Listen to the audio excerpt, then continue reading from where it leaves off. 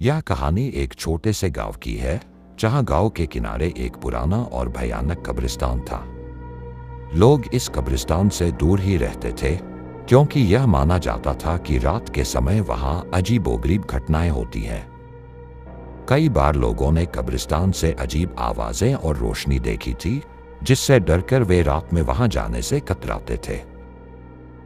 गांव में राकेश नाम का एक युवक रहता था, जो इन भूत प्रेत की बातों पर बिल्कुल विश्वास नहीं करता था। उसे लगता था कि ये सब सिर्फ लोगों के मन के भ्रम है। एक दिन उसने अपने दोस्तों से कहा, अगर भूत होते तो मैं अब तक कई बार देख चुका होता। मैं आज रात कब्रिस्तान जाकर दिखाऊंगा कि वहां कुछ भी नहीं है। उसके दोस्त डर गए और उसे रोकने की कोशिश की, लेकिन राकेश ने उनकी एक न सुनी। वह अकेला ही रात को कब्रिस्तान जाने के लिए तैयार हो गया। रात का समय था, चांदनी फैली हुई थी और आसमान में बादल उमड़ रहे थे। राकेश अकेला ही कब्रिस्तान की ओर बढ़ चला। कब्रिस्तान के पास पहुंचते ही उसे एक अजीब सी ठंडक महसूस होने लगी। हवा में एक भयानक सन्नाटा था, जैसे सब कुछ रुक गया हो। राकेश ने कब्रिस्तान का दरवाजा खोला और अंदर घुस गया।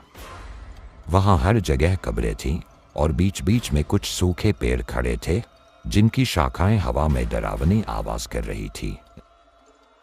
जैसे ही वह आगे बढ़ा, उसे किसी के रोने की आवाज सुनाई दी।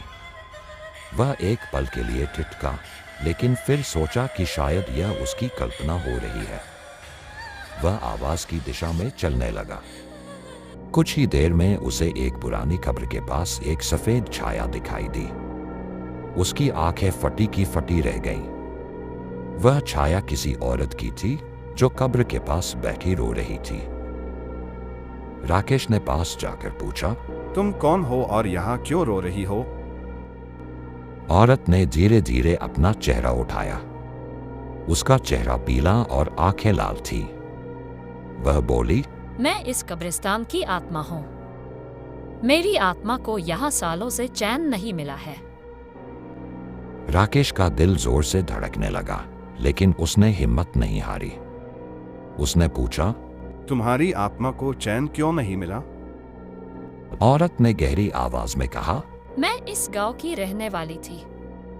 मुझे बेवजह मारा गया और मेरी आत्मा को शांति नहीं मिली। जब तक मुझे न्याय नहीं मिलेगा, तब तक मैं यहाँ भटकती रहूंगी। राकेश डर गया था, लेकिन उसने कहा, मैं तुम्हारी मदद करूंगा। बताओ मुझे क्या करना होगा?